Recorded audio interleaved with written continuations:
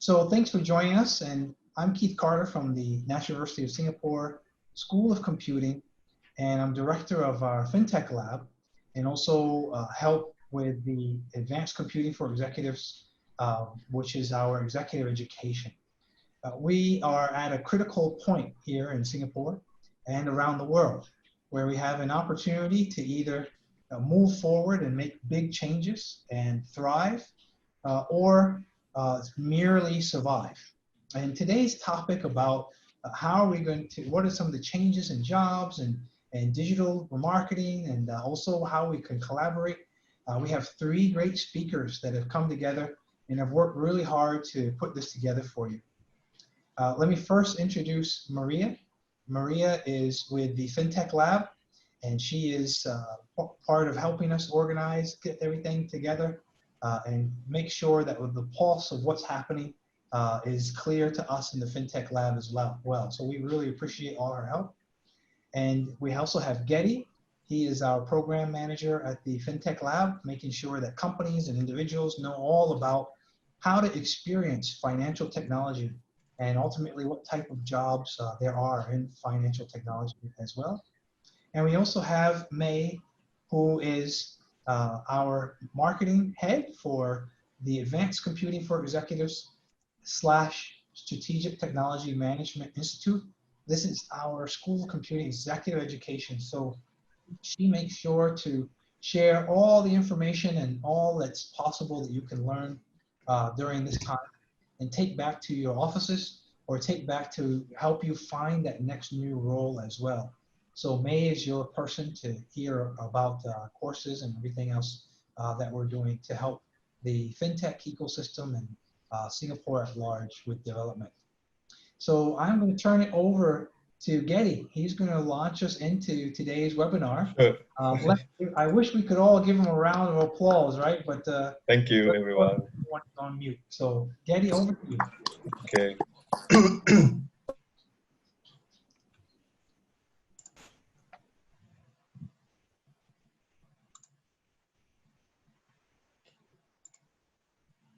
Can you see the slide? Yes.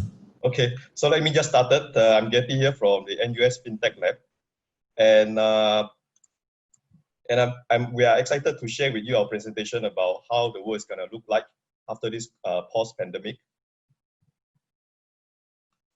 So I will touch on the three topics. So what would be the effect of the pandemic to our daily life? What are the skills that is highly sought after by the organizations? And how will this shape the future of our work? I believe you all are aware on the effect of this pandemic has brought to our daily life, both on the negative side as well as on the positive side. Like what you've seen here on the left side, most of the shares are tumbling down. However, on the positive side, some sector, particularly in the technologies and the e-commerce, like Zoom, Amazon, and Netflix, or even Tesla, are doing pretty well.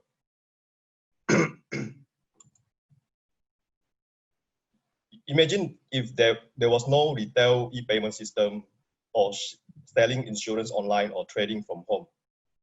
We will be in a much worse situation than today. So the organization that adopt deeper end-to-end digitalizations and the use of digital platform for business operations are going to have a stronger competitive advantage in the long term.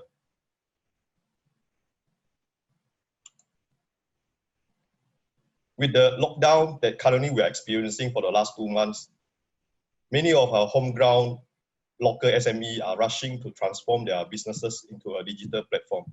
So virtually anything from e-commerce, anything with the e-component all started to pop up, from e-meetings, e-learning, e-commerce, e-fashions, all the way to e-entertainment will be the new form, will be the new norm after the post-pandemic. While many companies are freezing their hiring headcount, there are still a handful of companies that needs people, especially in the delivery and the essential services that affect our daily life, like what you've seen here in this slide.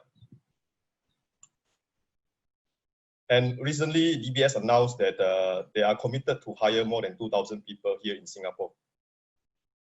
So what are the factors that drive this company to continue to thrive, even in time of crisis right now? So we will discuss that in a bit as I walk you through in these presentations. According to McKinsey report, while physical and manual skills are phasing out, social and emotional intelligence, and especially on the technology side, are accelerated at a much faster than the rest of the skill. This is a 1-minute video that will show you about the RPA. While here is that the automation here is not to replace tasks. It is to replace tasks, not human. They allow us to enhance our quality of services to our customer, allowing us to interact more as human and to spend time doing manual tasks that like daily entry, all this. So yeah, let's take a look at this short clip video.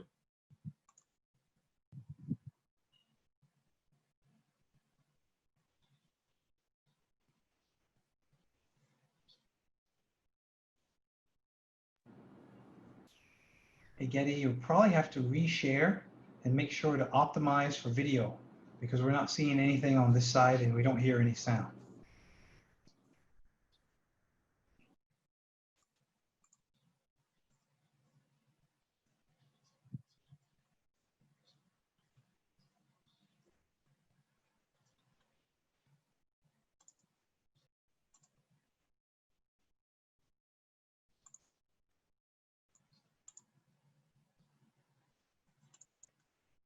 Oops.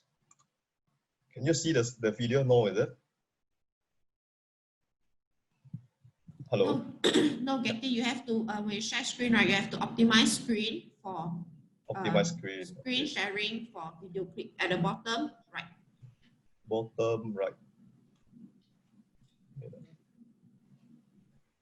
Anyway, it's okay. I think this video, what this video is going to show you is that the automation here is here to replace a task, not human. So they allow us to interact more with the customers and to improve the quality of life so as to connect at a deeper level and to replace more of the manual laborious tasks. So this is the essence of this video. Yeah. And this is the quote that I like the most from the Walt Disney, where he says that we need to be curious. Getty, I'm not sharing your screen yet. Oh, okay, okay. Wait, hang on.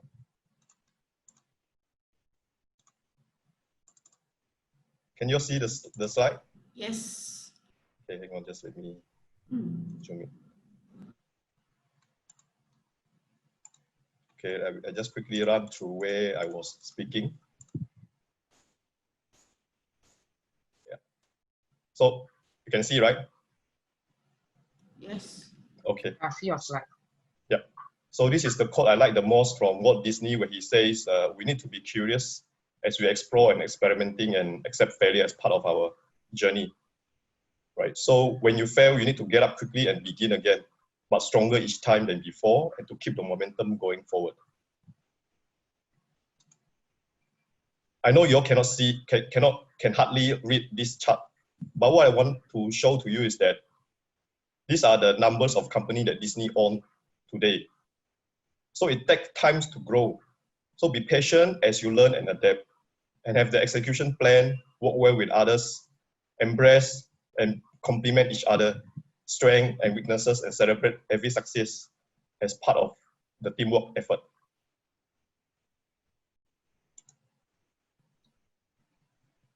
So these are the list of top 10 skills that is posted by LinkedIn. So perhaps maybe the question here to my colleague, to May and to Maria, what do you think? What would be the top 10 skills? Do you agree that creativity and blockchain are one of the top skills? What do you think, May? Well, I think creativity do apply to all across industry, regardless of what position you are.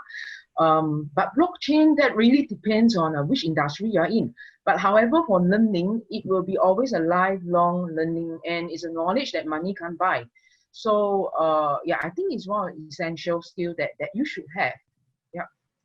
How about you, Maria?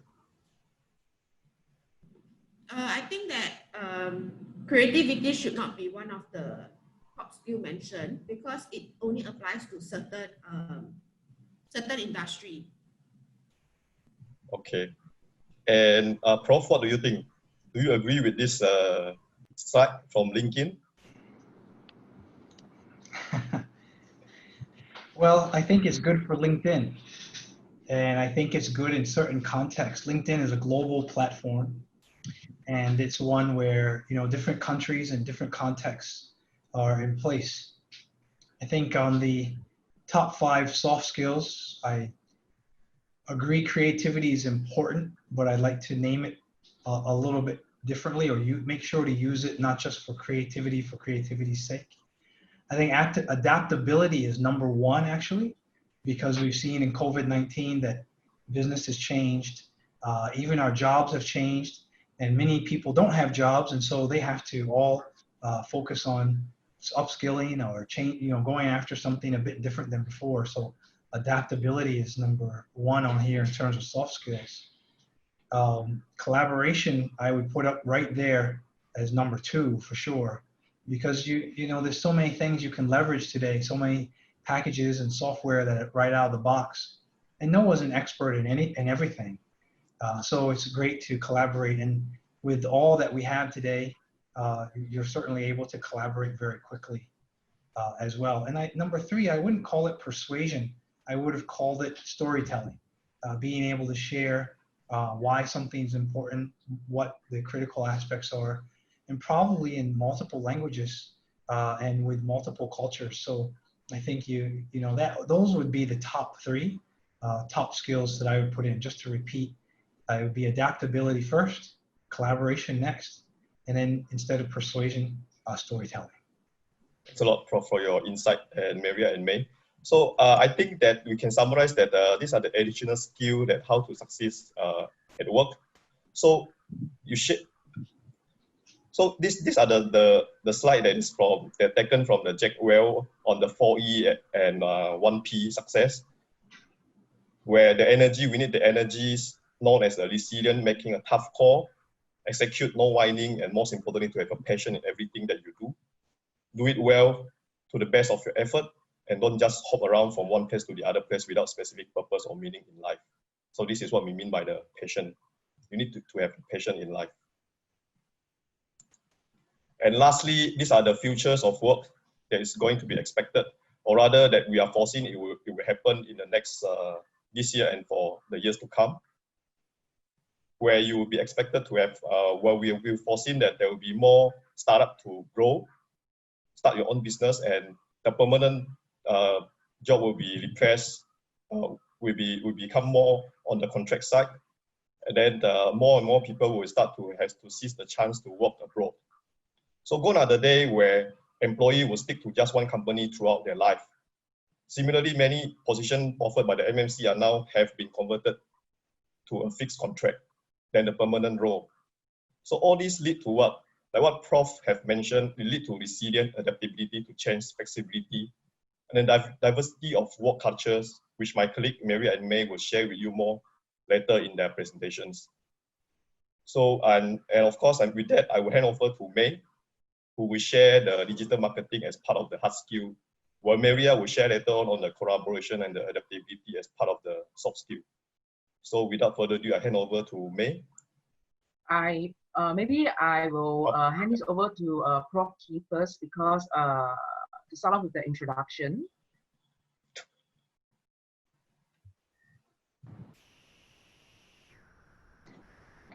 In regards to the launching of our Advanced Computing for Executives and Strategic Technology Management, which happened a few years ago now, we have a goal of establishing a place where people can come, experience what it's like to work in technology, see some of the, realize that old technology can be replaced, and understand what the new technology is about, but realize it's not just about the technology, it's about the business too.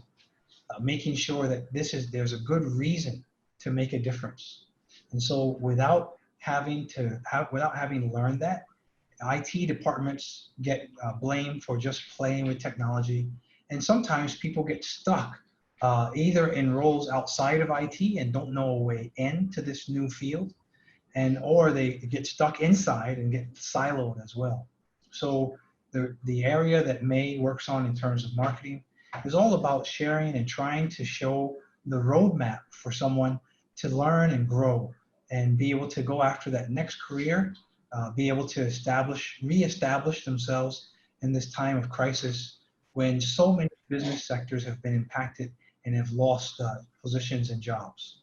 So May has a great responsibility, and now she'll share with you how she's trying to share hope and get to communicate people as much as possible. And I'd love to just open it up to your questions too. As you see May's presentation, please go ahead and ask questions as well to understand more if there's something that you don't get, or if there's something a story you'd like to share. She has some questions for you as well. Go ahead, May. Okay, so let me share the screen first.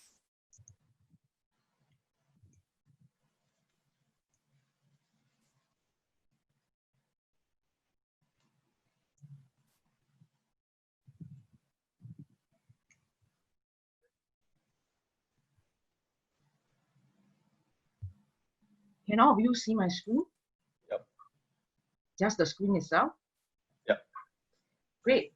And just give me a moment.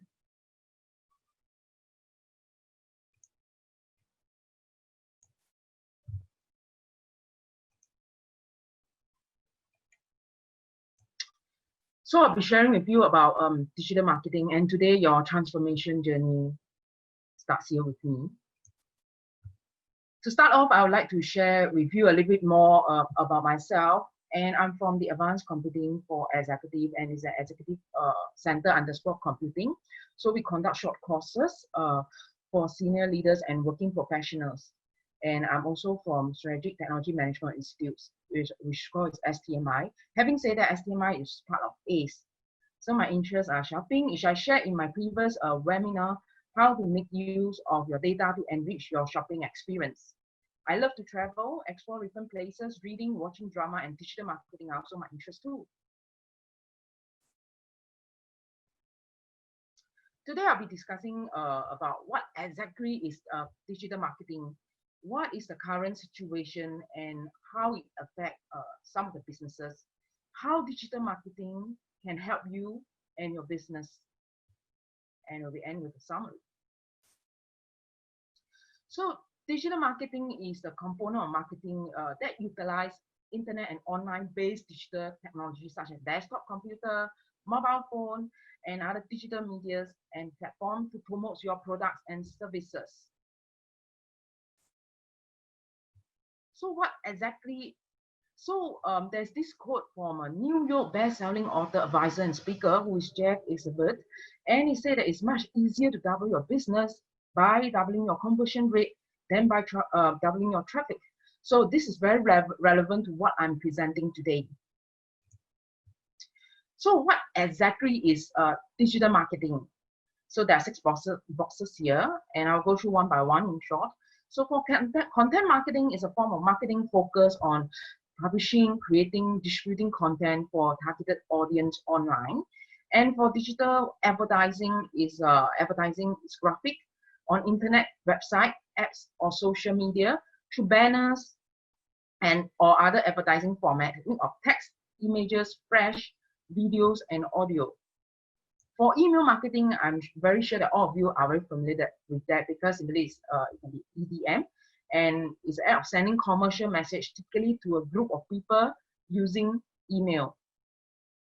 The next one is search engine optimization, which we call it as SEO. It's a process of increasing the quality and quantity of website traffic by increasing the visibility of a website or a web page to user of a web search engine.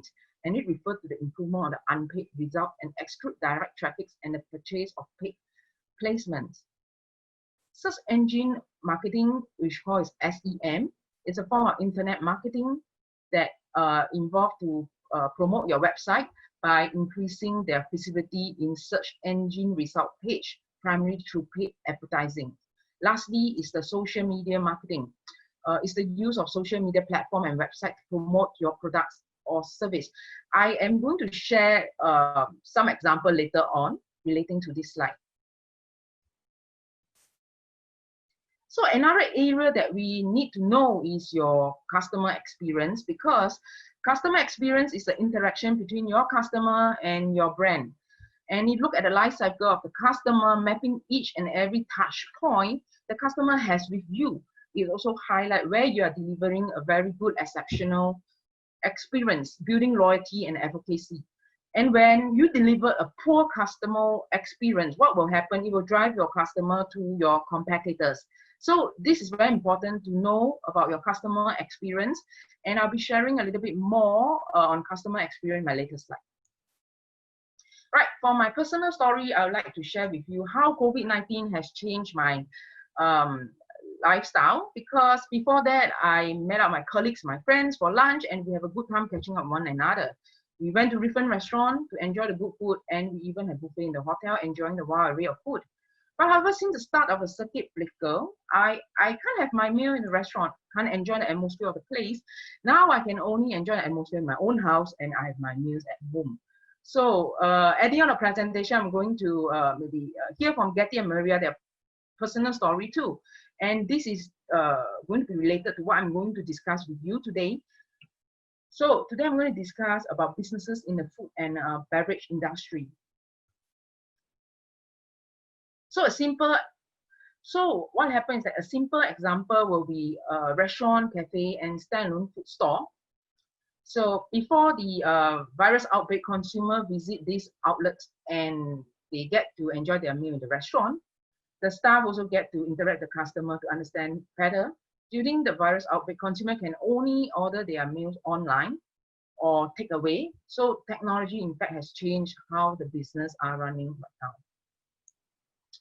So for myself, I will usually order through this app, basically GrabFood, Foodpanda, and Deliveroo.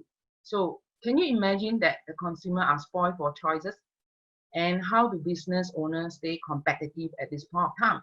So how are you going to help your boss to create more awareness and reach a wider audience at this time? As business are running online and there's no physical store experience from the consumer, do your customers still remember you? Especially with the fierce competition out there. So all these factors is going to affect the revenue drastically. So the current situation right now is known as the coronavirus recession, also known as the Great Lockdown or the Great Shutdown. It's a severe and ongoing global recession. And the recession has unusually high and rapid increased unemployment in many countries, and businesses are facing loss of revenue and job loss as well. And here is the slides. For the next two slides, we are going to have some sense of statistics about F&B industry.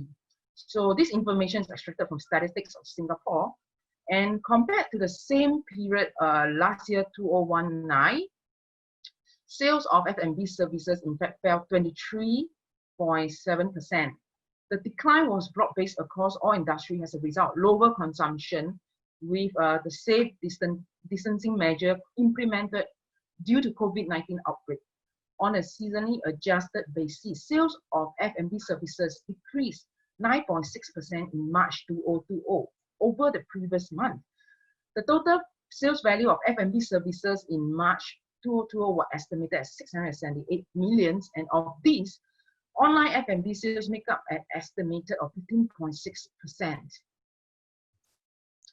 And there are some changes in the F&B sales definitely. So the turnover of the food caterer and restaurant fell 58.1% and 30.3% respectively in March 2020 compared to last year March. And likewise, sales of cafe, food court, and other eating places and fast food outlet decreased 14.5% and 2.2% respectively during this period. So if you can see, all the statistics is going down. The next slide that I'm going to share is so it's also important to have a 360 customer view, and that is because this allows you to have a better understanding of your customer journey and to build a long-lasting relationship with your customer. So what does it involve? And this involves a marketing campaign which promote products through different types of media such as televisions, radio, print, and online platform. Another part is customer analytics, which are processed with data from customer behavior, which used to help make key business decisions via market segmentation and predictive analytics. And this information is used by business for direct marketing, site selections, and customer relationship management. For CRM, we call it customer relationship management. It's an approach to manage a customer interaction with current potential customer, and is used data analyze about your customer history with a company to improve your business relationship with your customer, specifically focusing on customer retention, ultimately driving sales growth. And how is it interaction history with the organization? That will be between the customer and your organization. So for example, the marketing campaigns that they see and interact with. And for the product view, and this could be lead to the products that they view at your website. How many views? And with this in place, if you have all this, and with this in place, you can gain a better insight of your customer and build better business planning and develop more personalized customer experience. So this slide is about customer experience, and which link to the earlier slide that I have mentioned earlier on. And to remain relevant in this change environment, retailers should set a North Star, to guide their exploration for customer experience with specific goal across the 5 actions. Number 1, which is double down on digital. Number 2, inject innovation into omnichannel. Number 3, transform store operations and win on Safe Act. Number 4, reimagine the physical network. And lastly, number 5 is embrace on agile operating model. So these 5 actions will be more resilient to their customer experience and to emerge even stronger in the recovery. So I will actually focus on this first. Number 1, double down on digital. So what is this exactly about? Is organization may reallocate fund from offline media focus to the digital platform. And if you have more investment in the online marketing, winners are adapting their strategy to account for shift in the consumer behavior. That's why I say, referring to my F&B slide, a lot of people are going online, for ordering their foods. And organization may also extend this digital channel presence and engagement. So organization may also build a user-friendly app for their consumer to use, to order their products from them. So for example, and if you are in the fitness industry nowadays, that people are not able to go to the gym. So what happens is that they have an online workout, for their customer. And not forgetting that from customer side of view, they have some expectation on the digital platform too.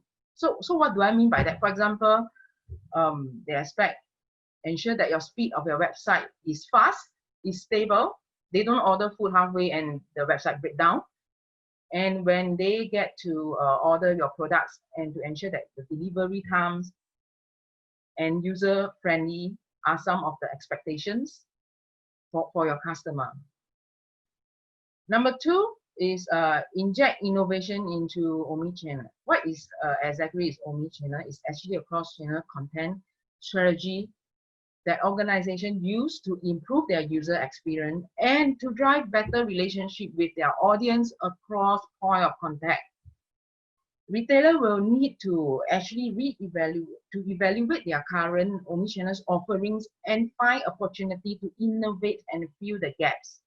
I'm going to stop here at this point number 2. Reason is because there's another slide which is related to point number 2 that I'm going to share with you. And after sharing that, I will come back to this slide again. So this is the slide that is related to point number 2. So it's about bring an in-store feel to the digital experience. Example, in-store personalized interaction offering, such as virtual appointments, For example, sales associate use video conferencing platform to offer personalized attention to your customer. So what do I mean by this? So what I mean is, for example, share experiential content through live stream. So for example, if you are in a jewelry business, retailer can actually explore to develop a new platform using machine learning and computer vision, so that consumer can preview the style as they move, enjoying the experience in retail setting in the comfort of their home. So imagine how convenient it is that you don't need to go down to the store and just try on this through machine learning and computer vision. So lastly is the activate and nurture the digital community, and retailer can partner across retail to enhance convenience. So this is an example when I mentioned, for example, let's say a business, for example, let's say they don't have these delivery services, so they can explore with other vendor in the delivery services to expedite their ordering process, so that customer can have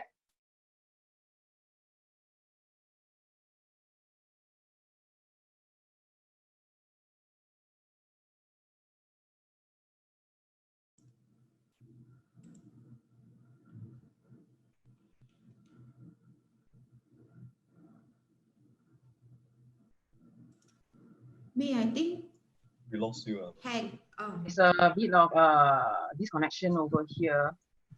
yeah. I thought it's my computer. Oh dear. I will stop sharing first.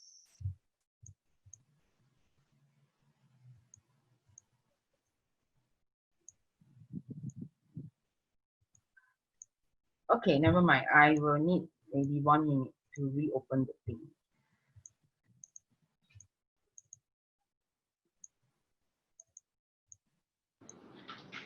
As May is bringing that up, let me just check if there's any questions you may have or terms that you saw that you want her to share a bit more about as well, so that we can tailor it to your questions. I think I will need 2 minutes to set that up. Hey, Alvin.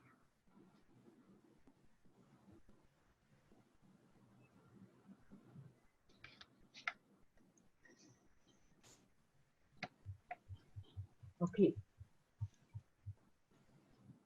Okay. One of the things I feel around digital marketing is that you have to have good data. And it brings to the point that we have to be able to reach out to people, ask them questions, collect that data, inform the product teams and so forth as well. And so there's a new set of jobs around collecting and cleaning data from social media. These are jobs that you can't just leave to the computer, because the way, and May, whenever you're ready, just hop in, okay? Just let me know. Sure. These are jobs that are not yet really posted because everyone wants to go after artificial intelligence. And artificial intelligence is far away for a lot of companies in terms of the mere fact that they just don't have the data. And so with that, the new role of doing and looking at customers' total experience, wherever they might be, whether it's online or at the retail store, like this chart is saying here for omnichannel, is a role that is a role that the government has in mind when they offer things in the recent resilience budget, like digitalization, like being able to have companies, funding companies to actually use the EGN grant, which will enhance a company's marketing budget. These are all new ways to look at work. And we haven't done as much as it here in Singapore, but I can tell you that overseas in New York, and Google, for example, is a master of this. And so please go ahead and keep looking and researching these topics that May is going to take you through. Go ahead, May. So, okay, earlier on my slide is stopped at number 2. So right now, I will continue for point number 3. What does it mean by transform store operations and being on Safe Act? So this is referring to the retailer must also implement policy and process to ensure the safe distance for your customers, standardize the surfaces and products, and also communicate proactively clearly with your customer as well. Point number 4, and this is referring to retailer may reevaluate their network and see how physical locations can best support the customer experience. Point number 5, the pace of change in the post-pandemic environment will force retailers to continually to reassess their strategy. So this approach requires more real-time insight on customer as well as new agile operating model to harness this insight and put them into actions. So with the rise of this digital, in recent months, then company will even have dynamic data at their fingertips because their consumer is all going online, and they can use this data to extract immediate insight. So with the increase of consumer on the digital platform, retailer will also generate insight from this new customer and construct targeted retention plan, messages and offers to maintain the customer relationship in this era of brand switchings and cost consciousness. So social media is another channel that offers insights on rapidly changing consumer behavior. So for this slide, I'm going to link it back to the slide where I shared earlier about what is digital marketing, the 6 boxes there. So this is one of the example. I will show you about display advertising. So previously, we have a few rounds of webinar, and this is one of the webinar that you're attending right now. And what did I do actually? And I put up all these company webinar in the social media platform as well, and in our company website.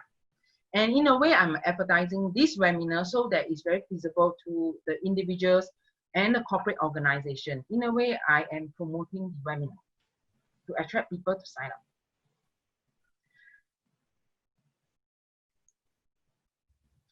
And another example is about this email marketing, which I mentioned is EDM. So this is one of the EDM which I emailed to our database to inform them that we have this new course coming up. So for this example, I'm just extracting some portion of the content from the EDM. And for email marketing, so these are some of the things that you may want to take note. It's very important because you need to ensure that your content is focused on personalization, meaning your content need to be focused on your targeted audience. Your subject lines and preview text must be very relevant, right? And take note of the dimensions of the EDM to make sure that your image is not distorted or the text is not aligned when your customer receiving the mail. So you will also need to craft your content in a way to create a sense of urgency so that reader will get back to you. So for example, you can say limited seat to the first 20 packs. And lastly, you will need to include call for action. This is to tell the reader what action to take and how to take it. For example, sign up now. To sign up, you can email to this address to register for the course.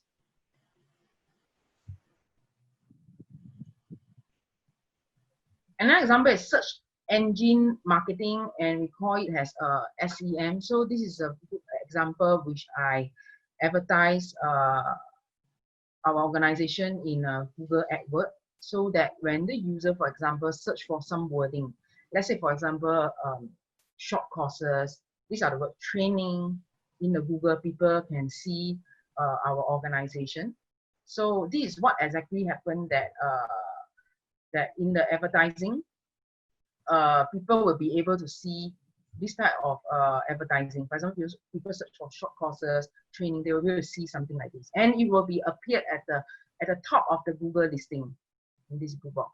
But let's say if you're not doing any Google AdWords paid advertising, so the usual or what we see normally, we'll use Google to search for something this is the normal way, the standard platform. Social media marketing, and this is an example that I advertise the webinar and our courses in our LinkedIn Showcase page and Facebook page. So this is under our LinkedIn page. Very interesting webinar. I mean, if you have the time, I would encourage you to go in and watch the video because it's going to share a very useful tip of how to reach a senior executive level in a career. So, and this is in our Facebook page, and this is one of the courses that I have actually put up to advertise in this platform. Lastly, I would like to share with you some of the steps to connect with your audience and convert them into your customer. So because you can connect them with them on social media platform, and every time when you post new content, they have the chance to view it and then share with their contact. So for this stage, it is focused on which rather than depth. By publishing online content, the scope of your potential reach is likely to be increased dramatically.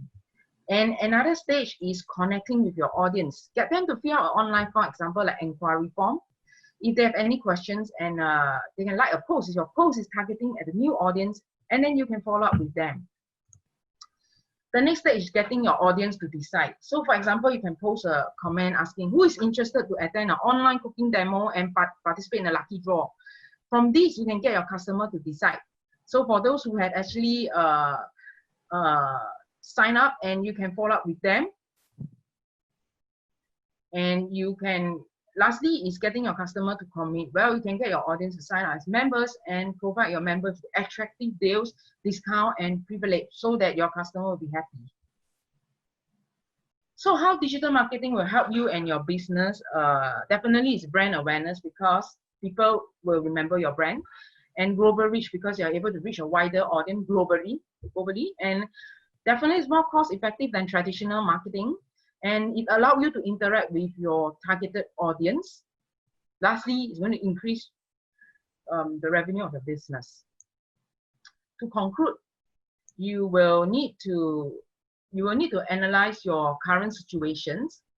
What are the causes, feasibility of your business now, and send your staff for training since there is funding available from the government, so that you can groom a pipeline of talents and you're ready for the challenge and opportunity ahead when the economy open up. And it's time to implement it before you miss the opportunity. So coming to the end of my presentation, let's hear from Getty and Maria.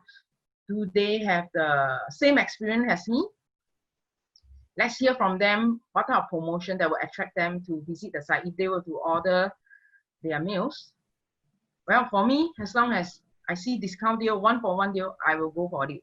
So I want to start off with Getty first. Getty, can you maybe share a little bit more about what type of promotion that will attract you?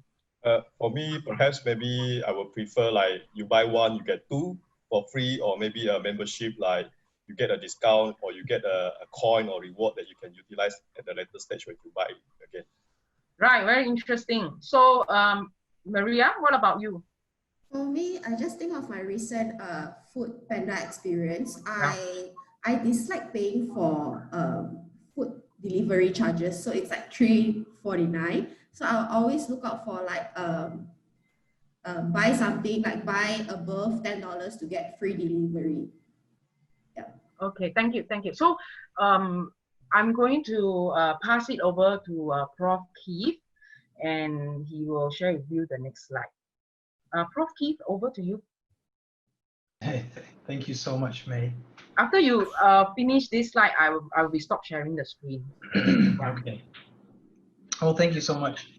I think it's great that you've taken us through what digital marketing is all about. And again, just to reiterate, you have to know your audience. You have to get to look at data.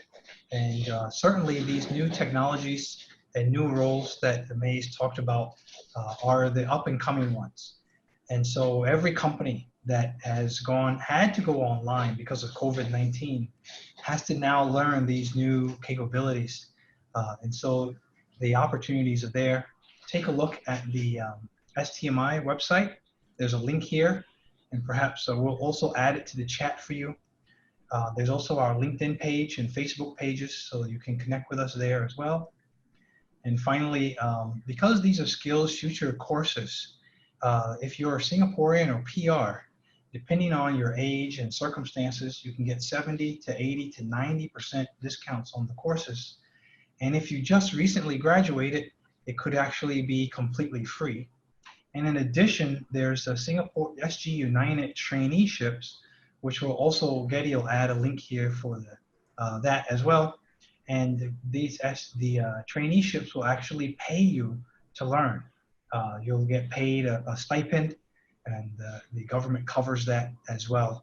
And so the government's really putting it all on the line to enhance everyone's capabilities and for us to all collaborate together. And that leads us to the next topic, which is Maria, who's going to share with us the importance of collaboration. Go ahead over to Maria. Okay, thanks, Keith, for the introduction.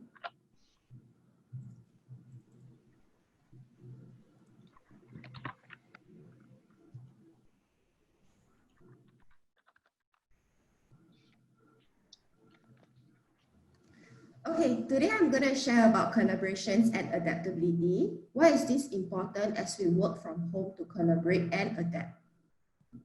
In the next slide, you will see why working from home can pose as a challenge. Those married with kids will have to juggle between kids, keeping them entertained and help them in their home-based learning. Working from home requires a lot of discipline because there's temptations everywhere, like TV, bed, fridge, games, or even playing your own mobile phone can be a distraction itself. Some colleagues have shared that it is hard to access internal files and you find it harder to communicate with your colleagues as compared to when they are in office. The next slide, I will show that two of the essential skills. One is adaptability. In this circuit breaker time, it is important to adapt to changes as it is a time of uncertainty. Uncertainty has been increasing for many years with faster changing technology, disruptive business models, shorter business cycles, and much more. Change. 3 ways to stay agile and adapt to changes. To be agile, you need to be able to adapt quickly and with high quality responses. So you need to prioritize to get the things done right at the right time, responding with the right tools to generate results, and upgrading your skill sets to make better decisions.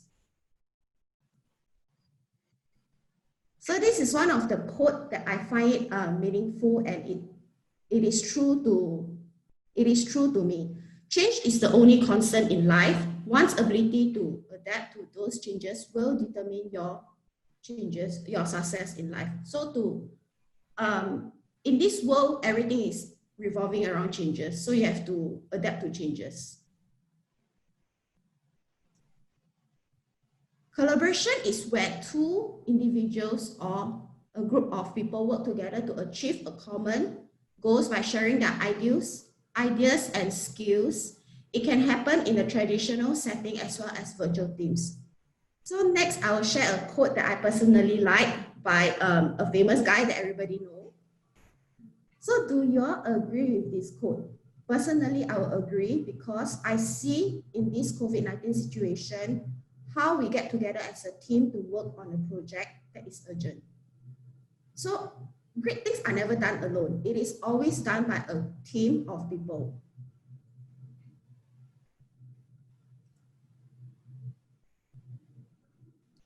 So on collaborations, why I find it to be important, right? It's because collaborations enable business to finish important projects and meet crucial deadlines efficiently.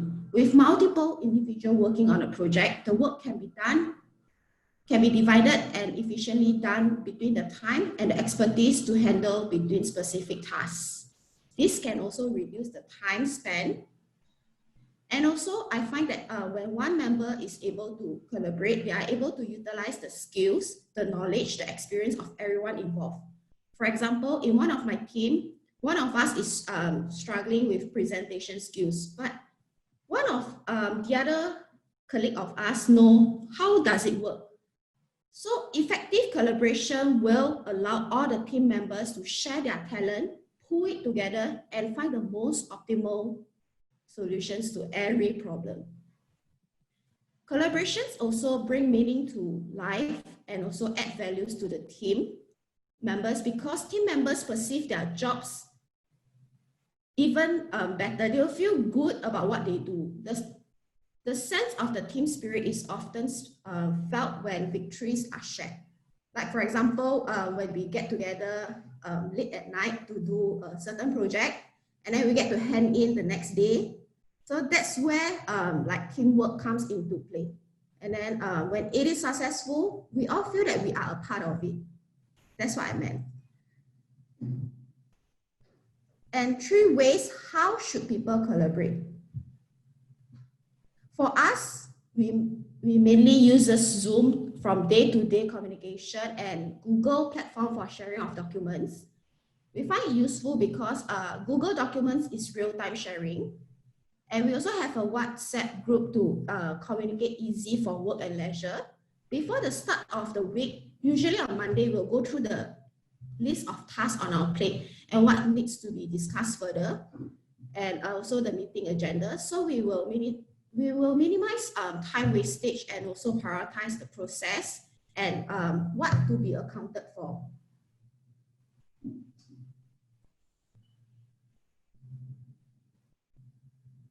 Okay, this is my last chart.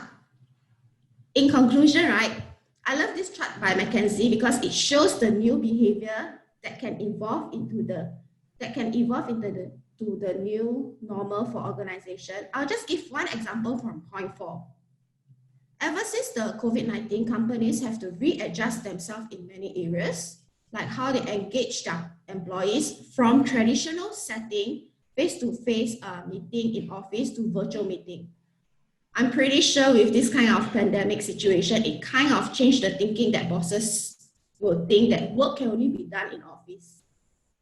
But the fact is that in this situation, it enables us to accelerate to flexible workforce. That means we are able to work also at any place. Like working from home, it proved to be for me, I feel that it's more productive. Yeah. So with this, I'll hand over to Keith that will share more about FinTech SG. Thank you. Thank you, Maria. Can you bring that slide back up for a moment? And I like, and also Felice has a question here. Many people feel uncomfortable with changes. How can we help them if there are people around us who need help in getting adapted to change? And also, how better help them with ambiguous situations? Who would like to take that up?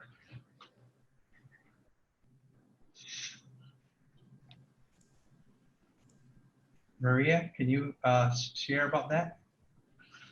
Sorry, come again? Many people feel uncomfortable with change. How can we help them? I guess change is inevitable in life. Like every day is all about changes. You have to really embrace change in your daily life. People at first, they will feel uncomfortable when something in their life is being changed, but they need to adapt. They need to, it needs to get in their blood that change is an inevitable process. And I think with encouragement and also the consistency in life, people can very well adapt to changes. Maybe I would like to share maybe one example about myself. And for example, I work from home. I don't really get used of it because really sit down, for long hours. But however, at some time I take a break in between, and I realize that I start to get used of this work from home, the lifestyle that I have right now. So does it answer your question, please? And Felice and all, you can come off mute if you want to. And she said, thanks for sharing, by the way. Good work on that. And just to connect the dots here too with what McKinsey had shared, you can see here that re-engagement with employees, changing the employee value proposition. Many of my friends and colleagues have been saying that they've worked more, and Maria, right? They've worked more now from home than ever in the office, right? As well. Yes. That's true. So we were saying, you know, hey, we should go to our bosses and ask for a raise. we save the commute time and so forth. And public holidays come, you know, how many meetings have we been getting on public holidays now? Or it's like sick day. What's a sick day? You just lay down. So I think there's this re-engagement that we need to think through. And so thanks a lot, Maria, for sharing this chart here. Take a picture. We'll send out some of these slides to those of you who are on the call today so you can refer to them as well and have all the links to the things that we shared with you as well.